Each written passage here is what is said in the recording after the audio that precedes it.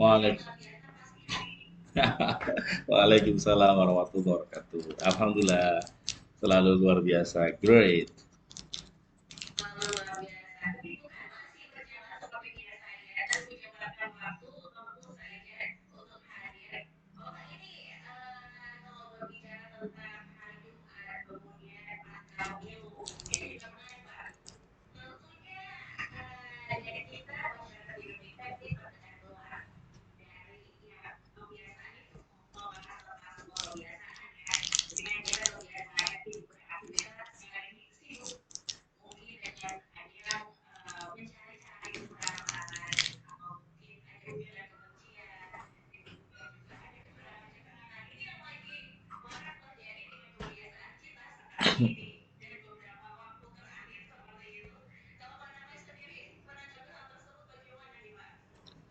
Ya, ya kalau kalau kalau bayangan saya ya, saya juga termasuk ikut dia bagian dari masyarakat yang merayakan pesta demokrasi dengan memilih kan.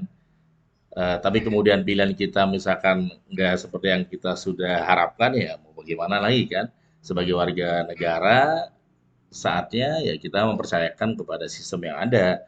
Artinya kalau ada yang nggak puas, ada jalur hukum ya kan gitu. Nah, sebagai masyarakat yang memang sudah memberikan kontribusi, buktinya misalnya sudah milih gitu ya.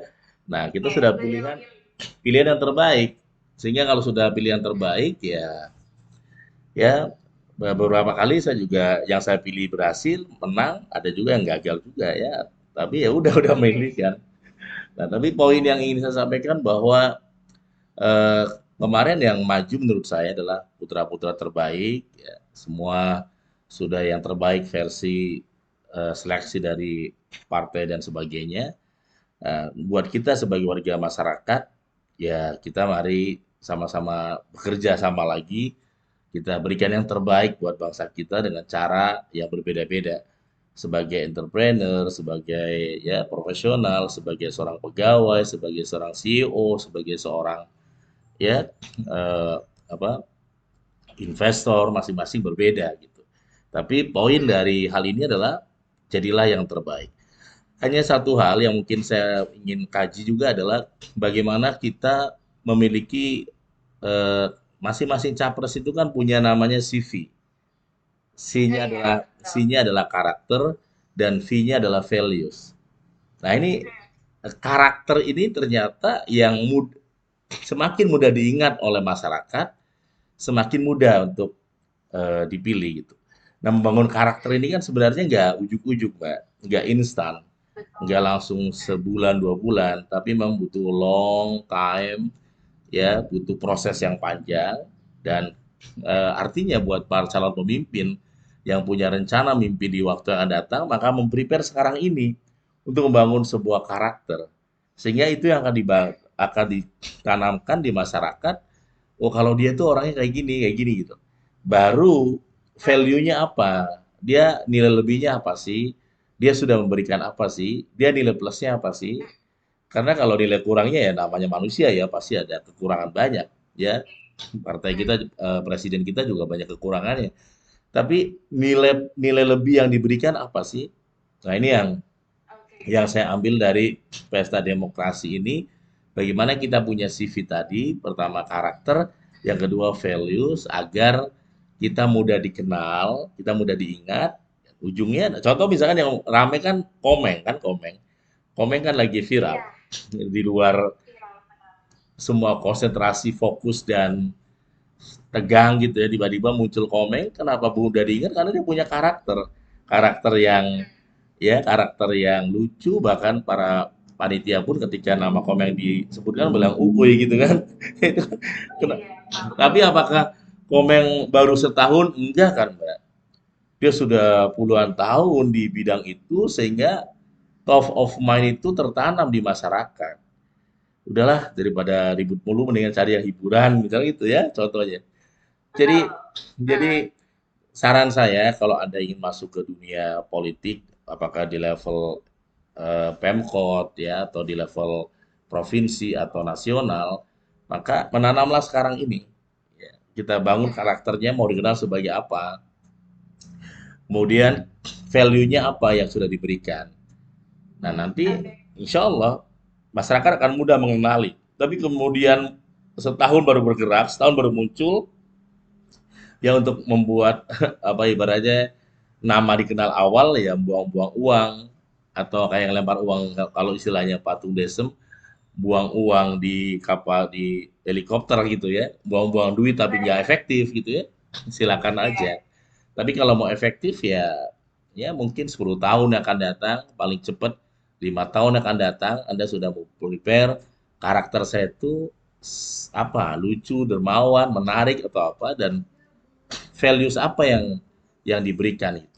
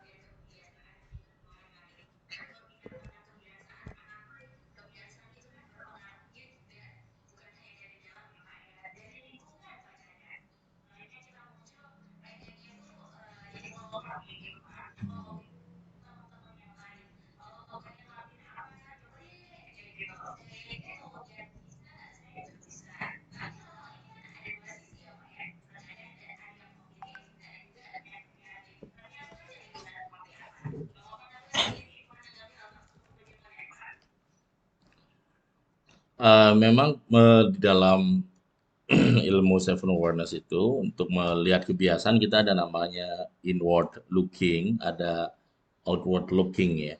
Jadi kalau kita mau lihat misalkan inward looking, maka kita harus misalnya menganalisis kebiasaan-kebiasaan buruk kita yang kemudian kita akan transformasi di bulan atau di tahun yang akan datang itu misalnya.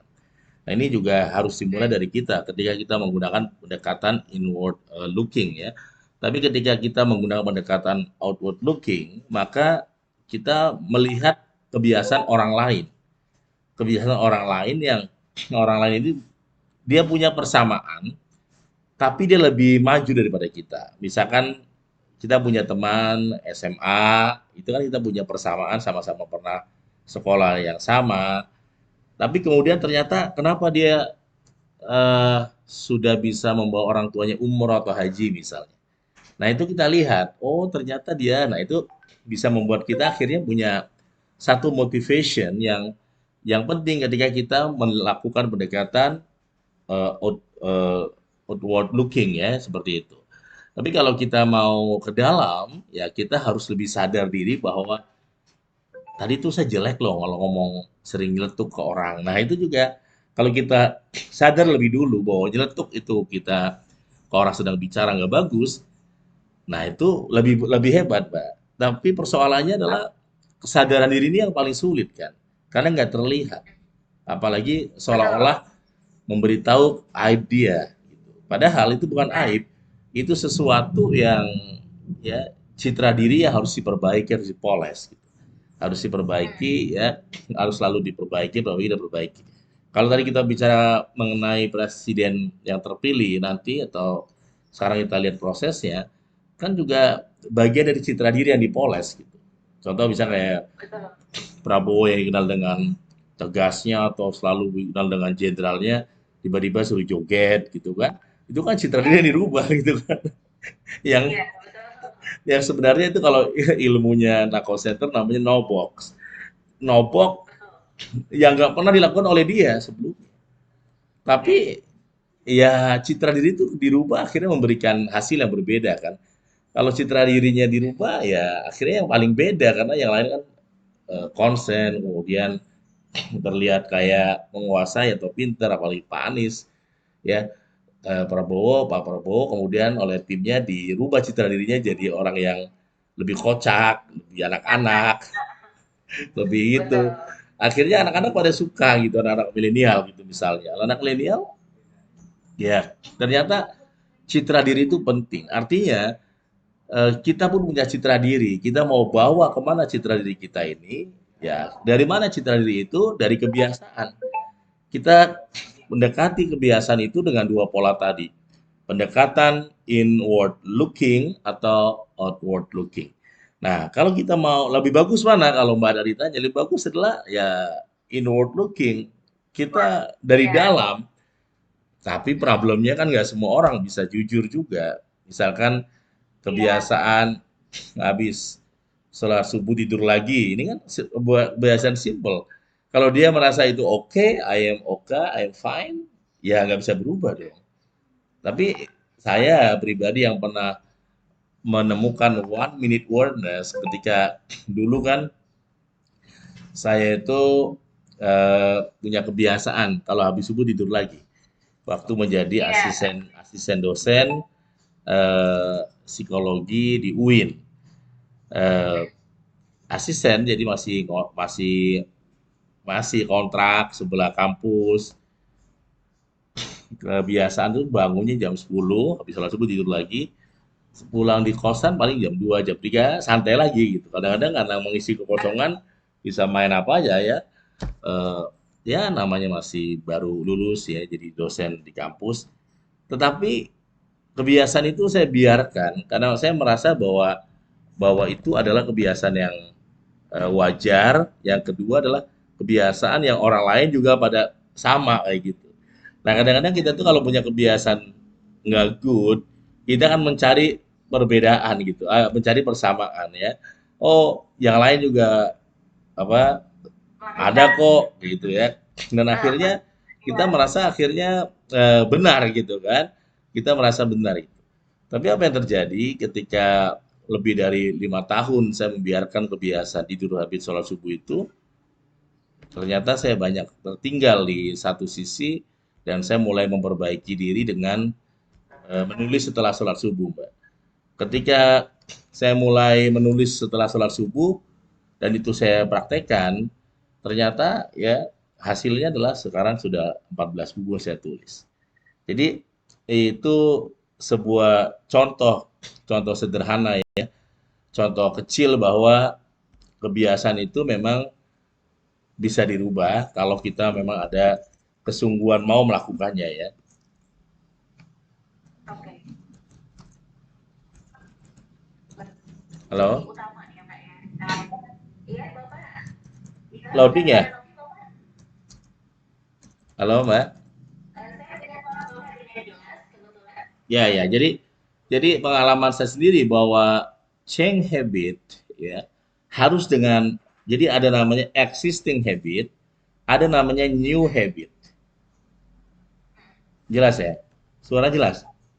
Jelas, jelas, sangat jelas Bapak. Ya. Jadi existing habit, kebiasaan yang sudah mendarah daging, kebiasaan yang sudah kadang-kadang kita pun ngerasa udah sulit ya, angel gitu ya, angel udah nggak mungkin bisa berubah ya. Bahkan yang ngomong itu pun bukan orang lain, kita sendiri. Kenapa? Ya, Karena sudah eksis banget.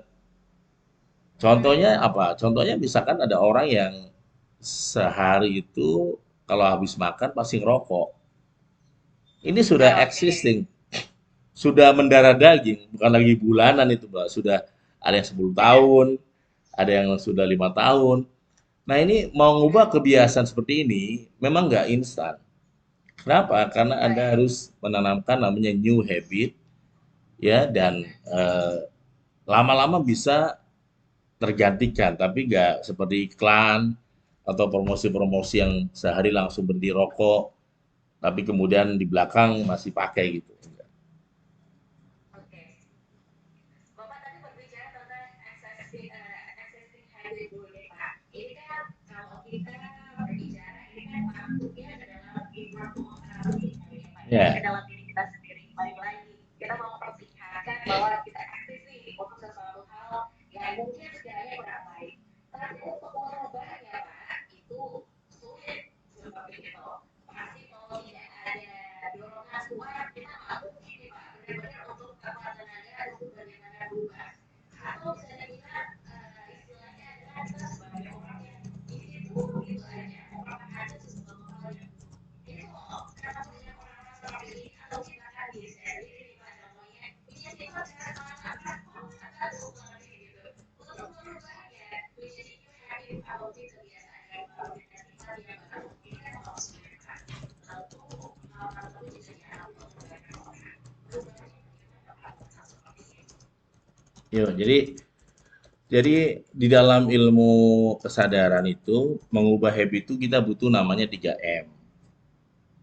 Oke. M yang pertama adalah metode. Jadi harus ada metode bagaimana change existing habit. Nah, pengalaman saya buka kelas yang 21 hari itu bagian dari metode. Bahwa existing habit akan runtuh kalau kita punya new habit dan kita strong, kemudian kita strong integrationnya kita strong selama 21 hari gak putus, diulang lagi sampai 3 bulan, Mbak, itu akan jadi new habit. Oh, Tapi kalau kemudian harus 3 bulan ya Pak ya? ya 21 hari diputar jadi 3 kali, diulang lagi 3 kali. Oh, Ini terutama buat yang habitnya sudah eksis, yang oke. ya kan banyak ya. Contoh saya tuh existing habit saya kan udah lebih dari 4 tahun tidur habis sholat subuh. Oke. Ya Baik. gimana? Belum nikah, masih baru lulus kampus, tinggal kontrakan, kerja kantor, kampus juga hanya 5 menit. Ya akhirnya saya tertanam existing habit nyaman hampir 4 tahun lebih. Ya, eh, terus yang yang kedua adalah yang namanya milieu, lingkungan. Kenapa? Karena change habit itu nggak semudah membalikan tangan. Dalam proses habit itu ada masa-masa yang namanya kalau dalam ilmu buku 21 Days to be Transhuman ada namanya confusion. Masa-masa di mana orang itu males, ngeblank, Oke. demotivasi, gagal fokus, kemudian ya udah gagal juga nggak apa-apa kok. Nggak apa-apa. Kayak gitu kan? Contoh Iya, iya. misalnya Anda punya program diet deh. Coba yang pernah program diet pada pada pada hari keberapa Anda gagal. Pada masa-masa itu menemukan ada masa-masa confusion gitu, masa-masa itu. Tapi bagi mereka yang terus, ini akan jadi sebuah fase namanya integration ya. Fase yang sangat bagus untuk sebuah habit baru itu. Oke. Nah, ini contoh misalkan ya di sini ada nggak yang suka lari ya? Lari itu, saya punya alumni atau murid pelari itu. Ada masa-masa kita mau menyerah. Coba mungkin bisa sharing ya. Anda kalau biasa lari, misalkan lari 100 meter, lari 1 kilo, kadang-kadang kita ada masa-masa, udahlah, balik lagi capek gitu kan. Makanya, padahal dikit lagi. Udah, nggak kuat, nggak kuat, nggak kuat. Capek aja gitu. Nah itu kata para ahli lari itu bilang, fase di mana Anda mau menyerah, dan Anda memilih terus mempertahankan diri walaupun dengan cara pelan, fase disitulah yang dibangun terbentuknya new habit itu. Oke. Berarti kita mau berhasil Mau dari satu fase berhasil, ya Pak ya? tapi Oke. problemnya itu kan adalah banyak orang menyerah, justru pada satu langkah lagi akan berhasil. Jadi meskipun kita dalam fase integrasi rasanya bingung mau ngapain, ya udahlah pasrah-pasrah aja. Mungkin sebetulnya sebentar lagi kita akan berhasil. Tapi kita yang berikutnya padahal udah dalam tahap itu pada itu kebablasan Pak, keterusan aja kayak gitu. Padahal sebentar lagi nih ya Pak ya. Ya itulah talk show kita memberitahu ke mereka kalau mau change habit itu memang nggak semudah membalikan tangan ya. Maka tadi kita butuh Oke. 3 M, metode ya, kemudian milieu ya, satu lagi mentor ya, Mentor, oke mentoring ini penting. penting sekali ya. Jadi Saya ada eh, buku yang 21 hari ya. Bentar ya. Aiwan, Aiwan, minta buku dong 21 Days. Jadi itu contoh, 21 Days itu adalah metode. Buku ini kan sebenarnya disebarkan di Gramedia, Ada ya Pak ya? ada.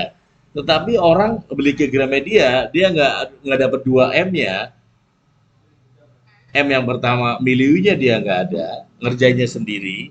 Nah, yang Mbak datang ke Gramedia, ada buku karya Pak Nakoy, dia praktekin, ikutin, tapi nggak kenal saya, nggak tahu nomor Oke. teleponnya, nggak tahu komunitasnya, itu jauh lebih mudah, gampang gagalnya. Oh, Karena buku ini memang ada di seluruh Gramedia ada juga. Nah, yang kedua, dia tadi metodenya dia punya, tapi mentornya nggak ada mentoringnya. Dia nggak langsung dapat ilmu dari penulis bukunya atau dari timnya, itu jauh lebih mudah gagal gitu, Mbak. Jadi baik. jadi untuk melakukan sebuah transformasi dari habit, ya tadi kita butuh 3 M, dan 3 M itu kemudian dilatih terus menerus ya, every day until 21 days. Baik. Terutama khususnya untuk anak muda zaman sekarang Bapak yang seringnya itu hobi Nah ini Mbak, anak-anak. ini Mbak, Jadi nih, ini. sama pada sama Bapak. Nah ini lihat Nah bukunya. ini bukunya. Nah ini Jadi covernya warna hijau, ya varian anaknya langsung. Ini di Gramedia banyak seperti itu banyak dan banyak. jadi akhirnya bisa langsung membelinya. Karena Ya. memang kalau misalkan tidak ada mentor, tidak ada metode yang mungkin kita kerjakan, ya habit itu sesuatu hal yang tidak buruk bagi kita dan orang lain pun juga sudah membenarkan bahwa itu merupakan hal yang buruk, masih akan terus ya Pak ya kita lakukan. Nah, dengan mungkin melalui buku dulu ya Pak ya, kita bisa Ya, untuk belajar metode-metodenya seperti itu ya Pak. dan buku ini kan bagi mereka yang beli buku bisa ikutin coachingnya. Saya kalau hanya buku aja. Jadi Oke, karena sekarang sudah zamannya zaman now, udah gampang. Kalau Anda beli buku di Gramedia atau di Napo Center, langsung cari aja di IG-nya, kan contoh ada IG-nya, IG Nakoy. Kemudian bisa komunikasi, nanti tim saya akan memberitahu link Zoom-nya. Nanti hari Kamis yang akan datang bisa langsung join. Kita kita bedah untuk bagaimana grup kelasnya ya Pak. change habit ya in 21 days gitu. Oke, karena di sana tentu saja ya kalau misalkan tidak ada barengannya, tidak ada temannya, sama saja kurang semangat seperti itu. Jadi Ya, kalau ya. misalkan setiap hari Kamis kumpul ada teman-temannya, kemudian juga memiliki semangat yang sama, tentunya semangat untuk perubahan atau mengubah ini lebih semangat lagi. Seperti itu ya Pak Nova ya. Dan satu lagi, walaupun kita ada temannya, tapi nggak ada mentor, itu juga sedikit problem. Saya ingin Kurang. contohkan gini, saya ikut apa gym gitu di satu mall di Tangerang Selatan ini di BSD. Waktu itu saya kalau ke tempat gym itu yang saya cari yang paling nyaman, yang bisa nonton Oke. film layar gitu, ada TV-nya kan, HBO-nya ada. Yang saya pilih adalah naik sepeda statis. Sepeda itu Oh kan. ya. Ya kan bisa pelan sambil lihat pemandangan mall gitu ya. Itu kayaknya saya diperhatikan oleh beberapa panitia, melihat bahwa sampai setahun saya di gym itu nggak ada perubahan apapun kata dia. Kalau datangnya kemudian Statis cari ya Pak. cari yang paling nyaman, yang paling enak sambil dengerin pakai headset, dan saya kecepatan sepeda juga bisa diatur kan yang pelan itu. Betul. Langsung dia bilang, "Bapak ada target nggak?" Wah, bingung kan? Iya, ada target, nggak mungkin Bapak milih yang ini gitu. Kemudian Oke. bagaimana caranya? Ikuti personal coachingnya. Akhirnya saya ikutlah, ada mentornya, ada pelatihnya, dan pelatih itu kemudian pada saat kita 1 jam dengan pelatih, ya babak belur yang nggak enak, nggak ada yang Kenapa Pak? nggak ada yang dilatih itu nyaman, badan tuh sakit semua ibaratnya. Mulai dari angkat barbel, Betul. kemudian pokoknya lari-lari apa ya, kayak pemain bola yang lari di tempat gitu kan, narik tambang gitu. Pokoknya 1 jam itu rasanya pengen mau santai selama 1 tahun lah gitulah, lelahnya itu 1 jam itu. Tapi apa yang terjadi? setelah di coaching oleh personal coach di gym ini, saya sadar bahwa kalau saya biasakan datang ke sini 1 jam polanya itu, megang ini terus mau setahun aja akan ada perubahan yang saya alami gitu. Oke. Terbukti waktu itu Dan memang saya ada metode ya iya, Pak ya, saya tapi tetap ada perubahan. ada. Malah saya pernah mijit teman itu pundaknya, ih keras banget sih. Padahal mah jadi biasa gitu. Wah ini biasa di gym ya gitu. Contoh sederhana gitu. Nah itu dalam hidup kita juga sama. Kita butuh 3M, ada metode bagaimana 21 hari kita berubah, ada miliunya, ada teman-teman yang saling mensupport, karena kita ada masa-masa confusion tadi, masa-masa ngeblank, bingung, malas, dan ada mentoring yang tahu di mana lemahnya kita, tahu di mana motivasi kita, tahu di mana kemudian passion kita, sehingga kemudian kita bangkit lagi dan mentor itu akan memberikan jalan ini sehingga kita jauh lebih cepat gitu. Makanya Diarahkan. makanya adalah Betul. kelas 21 hari ini yang setiap hari Kamis itu. Baik. Bapak ini ternyata waktu berjalan dengan cepat sekali ngobrol dengan Pak Nafai, rasanya itu cepat berlalu karena saking serunya seperti itu. Sebagai closing statement Bapak untuk tema kita hari ini mengubah kebiasaan kita, monggo Bapak dipersilakan. Ya udah selesai ya? Iya. Iya cepet ya. Ya, terima kasih untuk Apredio, terima kasih untuk teman-teman di Hong Kong, di Indonesia, dimanapun ya, Mbak Joblo dan teman-teman. Jadi ya memang salah satu yang harus kita sadari mengenai change habit adalah tadi kita harus sadar dulu ada nggak existing habit yang kita rasanya kita pun mengatakan angel lah atau sulit. Anda temukan itu, Anda cari existing habit. Misalkan orang bilang saya itu nggak bisa nulis panakau. Nah itu existing habit itu Anda cari dan Anda ikutilah kelas di 21 hari itu. Saya itu orangnya Baik. kalau ngomong grogian, nah itu Anda temukan existing habitnya, baru nanti kita bangun new habit selama 21 hari. Baik. Jadi ini merupakan salah satu metode untuk mengubah kebiasaan kita. Bagaimana tadinya kembali lagi nih karakter-karakter kita yang mungkin kita rasa ada kurang seperti itu, hal tersebut mulai yuk untuk kita ubah untuk menjadi sesuatu hal yang positif dan lebih baik lagi. Kali-kali aja seperti tadi di awal Anda merupakan salah satu sosok luar biasa di masa depan seperti itu. Pak Nafai, terima kasih Terima nih untuk kasih. ngobrol-ngobrolnya minggu hari ini ya Pak. Next minggu depan kita ada tema apa lagi? Pokoknya tetap ini tetap stay tune dan dengarkan selalu up awareness setiap hari Jumat dan lewat 15. Tapi kalau ini terima kasih Pak Nafai sekali lagi. Wassalamualaikum warahmatullahi wabarakatuh. Waalaikumsalam warahmatullahi wabarakatuh. Terima kasih.